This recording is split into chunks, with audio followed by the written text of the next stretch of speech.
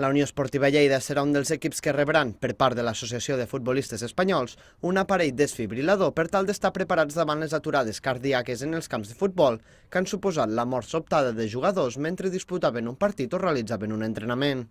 En aquest sentit, l'entrenador Emili Vicente opina que és una bona notícia que la Federació i l'AFE hagin arribat a aquest acord per proporcionar els aparells als clubs més modestos i creu que sempre s'ha de ser previsor respecte a la vida dels jugadors i aficionats. Tot el que sigui millorar la seguretat dels futbolistes i de totes les persones que estan a l'estadi crec que és una notícia molt positiva i tant de bo doncs, de seguida la gent estigui formada per poder utilitzar-lo, que crec que és el pas que també s'està fent ara i benvingut. Crec que és una mesura positiva i que si pot estalviar alguna ensura en el futur, doncs fantàstic.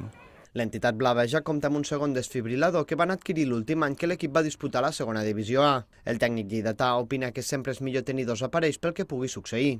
Metges i tècnics del club hauran d'assistir ara a classes per tal de saber com utilitzar aquest estri. Sé que ara també els nostres tècnics, a part dels metges que ja evidentment ja saben com funciona perfectament, doncs la gent de recuperador i fisioterapeuta de l'equip també faran la formació per poder-la utilitzar. I crec que és una bona mesura i que tot el que es pugui fer per evitar riscos o per solventar problemes que puguin sortir doncs és positiu i que és una bona manera d'invertir els diners.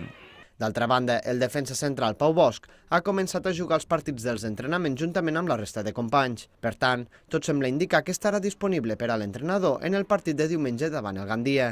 Tot i això, caldrà esperar a veure com evoluciona durant la setmana per veure si està recuperat del tot o encara no té molèsties.